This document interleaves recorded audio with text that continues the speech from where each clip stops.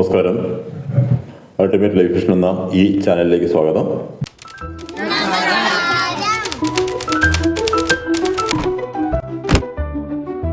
The White Fang by Jack London. ഇച്ച് പോയതോടെ white ഫാങ്ങിൻ്റെ ജീവിതം ദുസ്സഹമായി തീർന്നു എന്ന് പറയാം. അതുവരെ ലിപ്പിനെയും അവൻ്റെ കൂട്ടാളികളെയൊന്നും പേടിക്കാതെ നടക്കാമായിരുന്നു. ഇനിയിപ്പോൾ അത് പറ്റില്ല എന്ന് മാത്രമല്ല, തുടക്കകാലത്ത് മറ്റ് നായ്ക്കുഞ്ഞുങ്ങൾ ലിപ്പ് ഒഴിച്ച് ബാക്കിയുള്ളവരൊന്നും വൈറ്റ് ഫാങ്ങിനോട് ശത്രുതയോടെ പെരുമാറിയിരുന്നില്ല. പക്ഷേ വളരും തോറും അവർക്ക് വൈറ്റ് ഫാങ്ങിന് എന്തോ ഒരു വ്യത്യാസം തോന്നുന്നു. കാരണം അവനൊരു കാട്ടുജീവിയാണ്, മറ്റുള്ളവരെല്ലാം ഡൊമസ്റ്റിക്കേറ്റഡാണ്. ആ ഒരു വ്യത്യാസം അവരുടെ ഉള്ളിൽ നിന്ന് ഫീൽ ചെയ്യാൻ തുടങ്ങി. അങ്ങനെ എല്ലാവരും വൈറ്റ് ഫാങ്ങിനെ ഒരു ശത്രുവായിട്ട് കരുതി.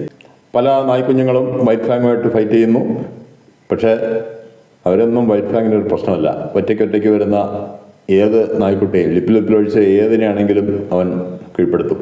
അങ്ങനെ കാലക്രമേണ അവിടെ ഒരു ഗ്യാങ് ഫോർമേഷനായി. എല്ലാ നായ്ക്കുട്ടികളും ഒന്നിച്ചു ചേർന്ന് ആണ് എപ്പോഴും അവിടെ നടക്കുക. അവർ ഒന്നിച്ചു ചേർന്ന് വൈറ്റ് ഫാങ്ങിനെ അറ്റാക്ക് ചെയ്യും. ഒറ്റയ്ക്ക് ആരെങ്കിലും കണ്ടാൽ വൈറ്റ് ഫാങ് തിരിച്ചും അറ്റാക്ക് ചെയ്യും. പുതിയ ചില ഫൈറ്റിംഗ് ടെക്നിക്കുകൾ അവൻ അതിനിടയിൽ ഇങ്ങനെ പഠിച്ചുകൊണ്ടിരിക്കുകയാണ്. കാരണം അവനൊരു കാട്ടുജീവിയാണ്. മറ്റുള്ള മൃഗങ്ങളെക്കാൾ വളരെ പെട്ടെന്ന് അവൻ ഫൈറ്റിംഗ് പഠിക്കും. അത് അവൻ്റെ രക്തത്തിൽ അലിഞ്ഞു കയറിയിരിക്കുന്ന ഒരു കാര്യമാണ്. ആദ്യമായിട്ട് അവൻ ഉള്ളിൽ ഉറപ്പിച്ചൊരു കാര്യം, ഏതൊരു ഫൈറ്റിലും മറിഞ്ഞു വീഴാതെ നോക്കണം.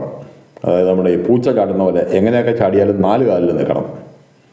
മറിഞ്ഞു വീണാൽ ചിലപ്പോൾ അന്ത്യം സംഭവിക്കാം. കാരണം മറന്നു കിടക്കുന്ന ഒരു ജീവിയുടെ തൊണ്ടയുടെ അടിവശത്തുള്ള രക്തക്കുഴൽ കടിച്ചു മുറിച്ച് അതിനെ കൊല്ലാൻ വളരെ എളുപ്പമാണ്. പക്ഷെ അത് ബാക്കിയുള്ള നായ്ക്കൾക്ക് അറിഞ്ഞുകൂടാ. വൈറ്റ് ഫാങ് ഒരു വന്യജീവി ആയതുകൊണ്ടാണ് അവനത് കൃത്യമായിട്ട് അറിയുന്നത്. ആ ടെക്നിക്ക് അവൻ പല നായ്ക്കുട്ടികളോടും പരീക്ഷിക്കുകയും ചെയ്തു. ഷോൾഡർ ടു ഷോൾഡർ ഇടിച്ച് വീഴ്ത്തി തൊണ്ടയുടെ അടിവശം കടിച്ചു മുറിക്കാൻ ശ്രമിക്കും. പക്ഷേ അവൻ്റെ താടിയെല്ലുകൾ അത്രയ്ക്കങ്ങോട്ട് വളർന്നിട്ടില്ല. അതുകൊണ്ട് മാത്രം പല നായ്ക്കുട്ടികളും രക്ഷപ്പെട്ടു പോയി എന്ന് പറയാം. വേറൊരു പ്രശ്നം ഉണ്ടായിരുന്നത് ഭക്ഷണം കഴിക്കാൻ പറ്റില്ല എന്നുള്ളതായിരുന്നു. കാരണം നമ്മൾ തുടക്കത്തിൽ ബില്ലിൻ്റെയും ഹെൻറിയുടെയും പ്രവൃത്തി മനസ്സിലായതാണ്. ഭക്ഷണം എപ്പോഴും ഈ നായ്ക്കൾക്ക് കൂട്ടമായിട്ടാണ് കൊടുക്കുക. വൈറ്റ് ഫാങ്ങിനെ ഒരു നായക്കുട്ടി അവിടെ അടുപ്പിക്കില്ല. അതുകൊണ്ട് തന്നെ ഭക്ഷണം കിട്ടാൻ ബുദ്ധിമുട്ടാണ്. അതിനവൻ കളവ് പഠിക്കാൻ തുടങ്ങി. സെർവൻസ് ഇറച്ചി വെട്ടിക്കൊണ്ടിരിക്കുമ്പോൾ തന്നെ അവൻ സൈഡിൽ കൂടെ മെയ്യുമെല്ലാം അടിച്ചു മാറ്റിക്കൊണ്ട് ഓടും. ഇടയ്ക്കിടയ്ക്ക് ഈ പറഞ്ഞ മറ്റ് പപ്പീസും ഒക്കെ ആയിട്ട് ഫൈറ്റ് നടക്കും. അങ്ങനെ അവിടെ എന്ത് പ്രശ്നം ഉണ്ടെങ്കിലും എന്ത് ബഹളം ഉണ്ടെങ്കിലും ഒരു സൈഡിൽ വൈറ്റ് ഫാങ് ആയിരിക്കും എന്ന് ഏകദേശം ഉറപ്പാവുന്ന ഒരു ഘട്ടം വന്നു. ഇതിൻ്റെ കാരണങ്ങളൊന്നും ആരും അന്വേഷിക്കുന്നില്ല. ഒരു കാര്യം എല്ലാവരും തീരുമാനിച്ചു, വൈറ്റ് ഫാങ് ഒരു പ്രശ്നക്കാരനാണ് എന്നുള്ള കാര്യത്തിൽ തീരുമാനമായി. ഒരു ദിവസം ഒരു ഫൈറ്റിനിടയിൽ അവൻ പുതിയൊരു ടെക്നിക്ക് കണ്ടുപിടിച്ചു. മറ്റുള്ളവരെക്കാൾ വേഗതയിൽ ഓടാനുള്ള കഴിവവനുണ്ട്. അവൻ ഓടി കാട്ടിൻ്റെ അകത്ത് കയറി. ബാക്കിയുള്ളവർക്ക് കാടത്ര വലിയ പരിചയമില്ല, എന്നാലും ആവേശത്തിന് അവർ പുറകെ ഓടി. അങ്ങനെ ഓടി അവർ കൂട്ടം പിരിഞ്ഞു. ഒരു നായ്ക്കുട്ടിയെ ഒറ്റയ്ക്ക് വൈറ്റ് ഫാങ്ങിന് കിട്ടി. അധികം വൈകാതെ അവൻ അതിനെ കൊന്നു. അത് പിന്നെ വലിയ പ്രശ്നമായി. അല്ലെങ്കിൽ തന്നെ ഒരുപാട് നായ്ക്കുട്ടികളുടെ കഴുത്തിൻ്റെ അടിവശം മുറിഞ്ഞിട്ടുണ്ട്. കാരണം വൈറ്റ് ഫാങ് കൊല്ലാൻ ശ്രമിച്ചതാണ്.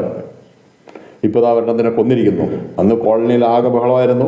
ചത്തുപോയ നായ്ക്കുട്ടിയുടെ ഉടമ വൈറ്റ് ഫാങ്ങിനോട് പ്രതികാരം ചെയ്യാൻ വന്നു. പക്ഷെ ആ സമയത്ത് ഗ്രേ ബീവർ അവന് നല്ല പ്രൊട്ടക്ഷനായിരുന്നു. ഗ്രേ ബീവർ പറഞ്ഞു, എൻ്റെ നായ്ക്കുട്ടിയോടൊന്നും ചെയ്യാൻ പറ്റില്ല. കാരണം അവനായിട്ടൊരു പ്രശ്നം ഉണ്ടാക്കുന്നില്ല. അവൻ അറ്റാക്ക് ചെയ്തു, അവൻ തിരിച്ച് അറ്റാക്ക് ചെയ്തു. പിന്നീട് പലപ്പോഴും വൈറ്റ് ഫാങ് ചെയ്തിരുന്നൊരു പണി, ഇത്തിരി സമാധാനത്തോട്ടിരിക്കണമെങ്കിൽ നേരെ കാട്ടിനകത്ത് പോകും. കാരണം അവിടെ ആരും ഉപദ്രവിക്കാൻ പറ്റില്ല. കാട്ടിൻ്റെ അകത്ത് ഏതെങ്കിലും ഒരു പൊന്തക്കാട്ടിൻ്റെ അകത്തൊക്കെ പോയി കുറച്ച് നേരമൊക്കെ സമാധാനമായിട്ടിരിക്കും. പറ്റിയ വല്ല അണ്ണാനോ അങ്ങനെയുള്ള എന്തെങ്കിലും ജീവികളെയൊക്കെ പിടിക്കാൻ ശ്രമിക്കും. നടക്കാറില്ല. അണ്ണാനൊക്കെ വളരെ പെട്ടെന്ന് മരന്ന് കയറുന്നതുകൊണ്ട് നടക്കാറില്ല. അങ്ങനെ കാലം മുന്നോട്ട് പോയി.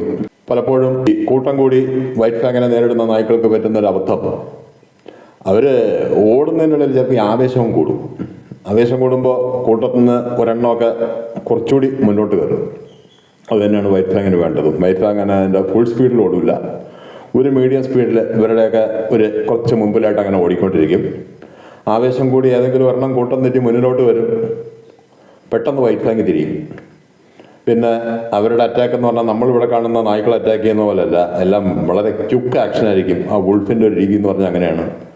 ഒരു ചാട്ടം ഷോൾഡറിലോ അല്ലെങ്കിൽ ചെവിയിലോ കടിച്ച് മുറിക്കും. അടുത്ത ചാട്ടത്തിന് ഒഴിഞ്ഞു മാറും. തുടക്കത്തിൽ നമ്മൾ കണ്ടാണ് വൈറ്റ് ഫാങ്ങിൻ്റെ അച്ഛൻ ഒറ്റക്കണ്ണൻ ചെന്നായിയും ബാക്കിയുള്ള ചെന്നായ്ക്കളും കിച്ചയ്ക്ക് വേണ്ടി നടത്തിയ ഫൈറ്റ്, അതേപോലെയുള്ള ഒരു ടെക്നിക്ക് തന്നെയാണ് വൈറ്റ് ഫാങ് അഡോപ്റ്റ് ചെയ്തത്. അങ്ങനെ പല നായ്ക്കളുടെയും ഷോൾഡറിൽ മുറിവ്, പല നായ്ക്കുട്ടികളുടെയും ചെവി മുറിഞ്ഞിരിക്കുന്നു, പലതിൻ്റെയും തൊണ്ട മുറിഞ്ഞിരിക്കുന്നു. അങ്ങനെ ആകെ പ്രശ്നത്തിൽ കോളനിയിലെ നായ്ക്കുട്ടികൾ വൈറ്റ് ഫാങ്ങിനോട് നേരിടണം. പക്ഷേ വൈറ്റ് ഫാങ്ങിനോട് നേരിടാൻ ലിപ്പിന് മാത്രമേ പറ്റുള്ളൂ. കാരണം അവൻ വൈറ്റ് ഫാങ്ങിനേക്കാൾ പ്രായമുണ്ട്, വലിപ്പം കൂടുതലുണ്ട്. ബാക്കി ഒരു നായ്ക്കുട്ടിക്കും വൈറ്റ് ഫാങ്ങിനെ നേരിട്ട് നിന്ന് എതിരിടാൻ പറ്റില്ലാത്ത ഒരവസ്ഥ. വൈറ്റ് ഫാങ് ആണെങ്കിൽ ഓരോ ദിവസവും അവനങ്ങനെ വളർന്നുകൊണ്ടിരിക്കുകയാണ്. പുതിയ ഫൈറ്റിംഗ് ടെക്നിക്കുകൾ പഠിക്കുന്നു. എങ്ങനെയൊക്കെ അവൻ്റെ ഒഴിവ് സമയത്ത്, സാധാരണ ഒരു നായ്ക്കുട്ടി എന്ന് പറഞ്ഞാൽ പ്രത്യേകിച്ച് ഭക്ഷണമൊന്നും കഴിക്കാത്ത സമയത്തും ഉറങ്ങാത്ത സമയത്തും ഒക്കെ കളിയും ചാട്ടവും മറിച്ചിലും ഒക്കെ ആയിരിക്കും. വൈറ്റ് ഫാങ്ങിന് അങ്ങനെ ഒരു അവസരമേ ഇല്ല. ബാക്കിയുള്ള നായ്ക്കുട്ടികളെല്ലാം ചാടും, കളിക്കും, മറിയും. വൈറ്റ് ഫാങ് എപ്പോഴും ഒറ്റയ്ക്കായിരിക്കും. അതുകൊണ്ട് തന്നെ കുട്ടിത്തം എന്നൊന്ന് പറയുന്നത് ആ ചെറുപ്രായത്തിന് അവൻ ഇല്ലാതായി. ഒപ്പം സംഭവിച്ച മറ്റൊരു കാര്യം, അവൻ ക്രൂക്കഡായിട്ട് പല കാര്യങ്ങളും നമ്മൾ ചിന്തിക്കുന്ന രീതിയിലല്ലെങ്കിലും അവനും ചിന്തിക്കുകയാണ്. എങ്ങനെ കൂടുതൽ ഭംഗിയായിട്ട് ഫൈറ്റ് ചെയ്യാം എന്നുള്ളതാണ് പലപ്പോഴും അവൻ്റെ ചിന്ത. സാധാരണ നായ്ക്കൾ കണ്ടുമുട്ടുമ്പോൾ ആദ്യം ഒന്ന് കുരയ്ക്കുകയും മുരളുകയൊക്കെ ചെയ്യും. അതിന് ശേഷമേ അറ്റാക്ക് തുടങ്ങുള്ളൂ. വൈറ്റ് ഫാങ് അത്തരം പ്രിലിമിനറി ആക്ഷനൊക്കെ അങ്ങ് ഒഴിവാക്കി. ബാക്കിയുള്ളവൻ മുരണ്ട് തുടങ്ങുമ്പോഴേക്കും വൈറ്റ് ഫാങ് ചാടി വീണിരിക്കും.